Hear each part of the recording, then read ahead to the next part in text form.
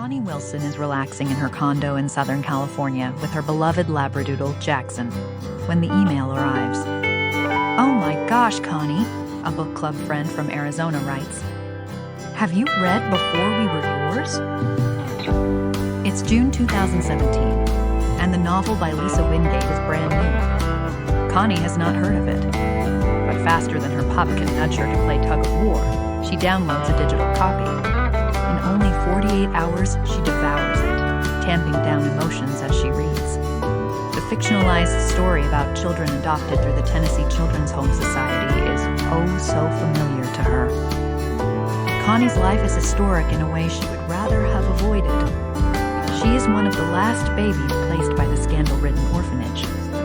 In her late 60s, when she, Lisa, and I meet, Connie is one of the youngest members of a unique and uncomfortable club, living adoptees connected to TCHS.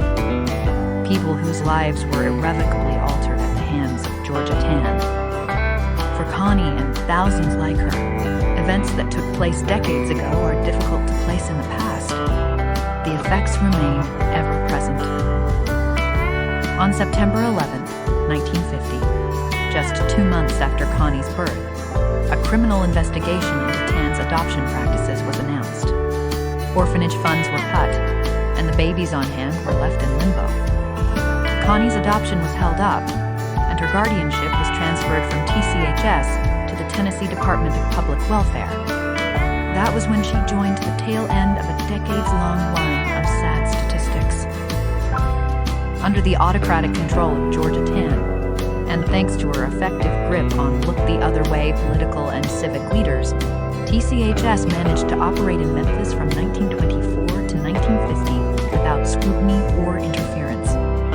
Approximately 5,000 children, many of whom were not actually orphaned, passed through the agency's doors. An unknown number, estimated at 500, perished in unregulated, often squalid, holding facilities. Others were delivered into homes that faced little to no scrutiny, to parents who, for a host of reasons, could not adopt conventionally. These real-life stories left their mark on ordinary people, now in the final season of their lives, as they pass along their experiences with TCHS and Tan's deeds to future generations through their personal accounts of what happened and through their DNA.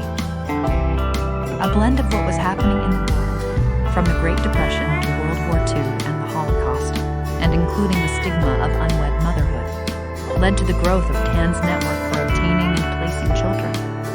Poverty-stricken mothers gave up babies out of desperation. Unmarried young women were not allowed to keep their newborns because of the taint of illegitimacy. And poor parents, hard at work, often unable to afford babysitters, found their children lured from front yards and into Tan's chauffeur-driven black limousine as it glided around Tennessee and Arkansas.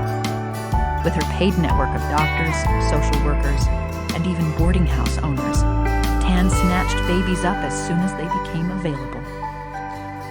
Some frantic birth parents, along with the occasional physician, attempted to challenge Tan, a stern-looking woman with short hair and glasses. Tan, however, had political clout and immense wealth built on the backs of children sold for profit, some of it from checks made out to her personally. With the help of her connections via Memphis Mayor E.H. Boss Crump, a political kingpin with powerful ties throughout the state, and others in positions of authority, she deflected inquiries with the ease of swatting a mosquito on a Tennessee summer afternoon. But now, in 1950, the year of Connie's birth, the end of Tan's reign of terror nears. Tennessee politics are changing. Crump is out. The new Tennessee governor, Gordon Browning, appoints attorney Robert Taylor to ferret out the grisly truth of TCHS's Memphis operations. He has already discovered damning evidence.